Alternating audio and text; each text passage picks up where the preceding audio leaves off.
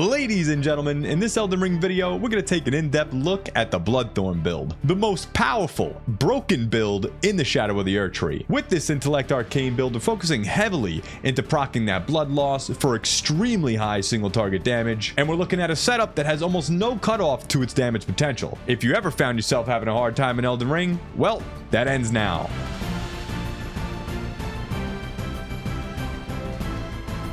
So there's going to be a few main items that we need to go get to really make this build pop off. Now the star of the show is this. And yes, it takes 24 faith for us to cast it, which is a bit annoying considering it's not really a stat we want as a caster build, pouring majority of our points into intelligence and arcane. But on the bright side of things, since we need 24 faith, that's only 1 point away from good old Golden Val. And we do very much want Golden Val, more for the defensive boost than anything. And by the way, we're going to go over where to find all the things needed for this build later on in the video. But the reason why we want to set our focus so much on our defense is because of how this spell behaves depending on the distance you are from your target. When we cast the Impenetrable Thorn spell at range, you can see it spreads out, which is nice. It gives it a little bit of a built-in AoE component, but that also means the other two spikes going to be missing that main target we're trying to hit. However, if you cast this at point blank right in melee range, you'll see here that they essentially combine all together and fire out on one spot. So if we can keep the enemy right in front of us, they'll end up taking the triple hit of this spell, which procs the triple bleed buildup, and you're going to be able to put some of the most insane single target damage out on that target. Now that we spoke about how the main spell works, let's take a quick look at the other main piece of the puzzle, the Maternal Staff. And this is scaling with an A in Arcane, which is absolutely fantastic for us. So with this in combination on how overtuned this point blank,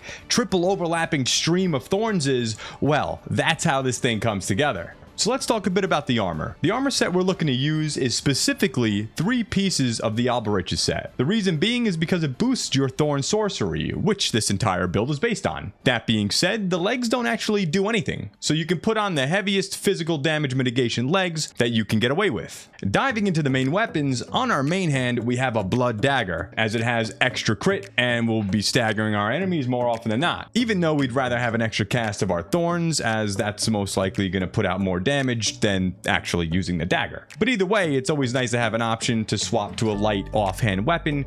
It gives us the availability to do a little stabby if the situation calls for it. But most importantly, we're going back to keeping our defense as a top priority with this build. And this brings us right into the Ash of War we're going to be using, Endure. This Ash of War, while active, will not only give us an infinite amount of poise, but is also going to give you a huge damage reduction, around 25% damage reduction to be clear. And with the talisman we're going to be talking about in a second, this Ash of War is going to last for exactly 2 casts of our Thorn spells. So this gives us a nice simple rotation of Endure, cast, Endure, cast. Now on our offhand, we are holding the Maternal Staff that we already spoke about, scaling with an A in Arcane and Intelligence. You really can't beat that. We're also going to be carrying around the Staff of the Guilty. We don't really plan on using this at all, but it does boost the physical power of our Thorn Sorcery. We are mainly focused on the extreme blood loss damage aspect of this build, so it's not like a game breaker if you don't have it, but we have it equipped and fully upgraded, because why not, right? We're also going to be carrying the Dragon Communion Seal, since it scales with an S in Arcane, and this is going to allow us to throw in things like Blood Flies or any other incantations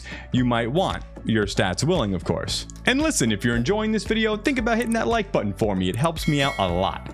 Thanks so much, everyone. Talking about the talismans we want to be using, first on our list, the beloved Stardust is really important to us here. This is the talisman that I mentioned at the top that allows us to get 2 casts of the Thorn Sorcery off, due to its increased casting speed. Then our second priority is we want that Dragon Crest Great Shield to offset the damage that has been increased from wearing the beloved Stardust, and then some. The next 2 talismans are totally optional. You could swap these around depending on what you're fighting, go more defensive, add a bit of health. You can hit up that Erdtree if you want. When I was fighting the last boss Radahn in the DLC, I was wearing the Golden Braid to boost my holy damage mitigation on our second phase, but pick will float your boat. However, one that I would highly consider for this build is the Lord of Blood's Exaltation, giving us an extra 20% damage gain when your blood loss procs. So it's an increase to the physical damage portion of our Thorn spell. Again, we're mainly looking for the blood blood loss proc damage, so it's not everything to us, but it's certainly a damage increase you're going to feel right away. And if I just had to pick the last spot for you, I'd probably be looking at something like the Graven Mass Talisman, greatly boosting our spell damage. And if you're not at 80 Arcane yet, I would look to use the Outer God Heirloom, as an extra 5 points in Arcane is a very viable choice. Just keep pushing that bleed to its limit. For the Flask of Wondrous Physic, we're going to want the Opaline Hard tier to give us that global extra chunk of damage reduction, again to counter the Talisman and the fact that we're going to be taking a lot of hits with this close range indoor playstyle we're going with here. This Opaline tier is truly a hidden gem in the DLC that I think a lot of people are sleeping on. And the second tier is totally up to you. I end up using the Magic Shrouded Crack tier for a 20% boost to our damage on the base impact of our Thorn spell, but you can always start looking at the Crimson Burst as well to start countering the damage of what the Thorn sorcery is doing to you.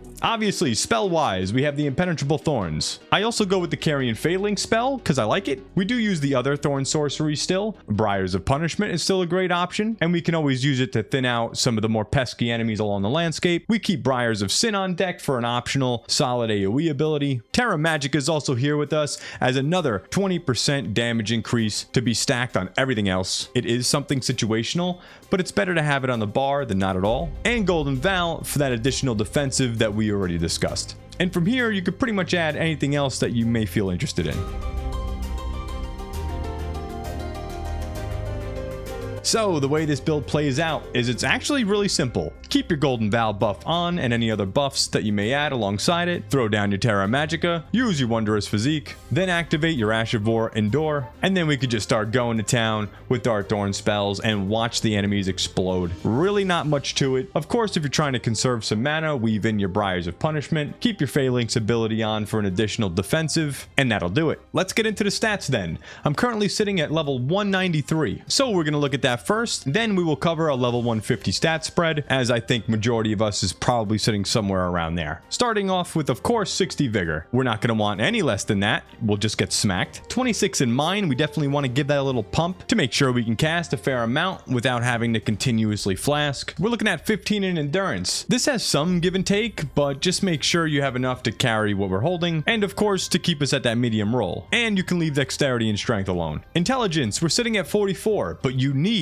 at least 21 to wield the Maternal Staff. And this is going to be our second primary stat to start dumping your points into. Exactly 25 strength for the sorcery, and so we can equip Golden Val. And we want 80 in Arcane. Put as many points as you can into this. The more the merrier, as this is where our damage is coming from. For level 150, your stats are going to look more like this. 60 in Vigor, 23 in Mind, 15 Endurance, Strength and Dex we still don't need, 21 in Intellect, 25 Faith, and 65 Arcane. Let's talk about how to actually get everything then. I'm going to assume you have everything you need from the base game, because if you don't, well, you're not getting that here, because this video is just not going to come to an end. So looking at all the new things, that would be the Beloved Stardust, we need the Maternal Staff, and the Impenetrable Thorn Sorcery itself. Let's handle the Beloved Stardust and the Maternal Staff first, as these are coming from the same place, right here, this quest line. Here at the Cathedral Manus Meter, you're going to find an NPC sitting on his throne, awaiting the completion of his quest by you. So for the spell then, this lives in Mesmer's house, and is a little annoying to get, but let's get started. So from the church district side entrance, our first part of this stroll is going to be to drain the water. So here we go.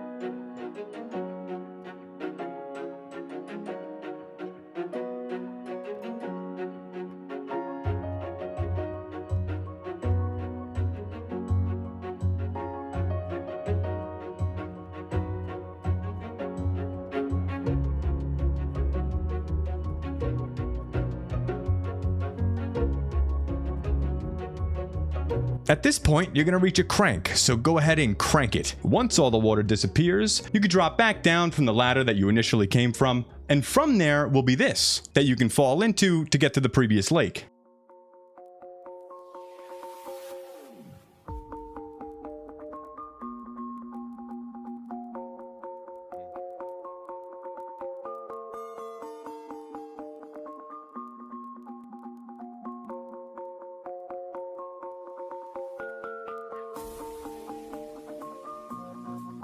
And from here, you'll reach the tree worshipping sanctum, and the sorcery shall be awaiting you there. We're gonna have a lot more of this coming in the future, so if you like this, like the video, and feel free to check out some of these other videos coming up on your screen next. Toodles!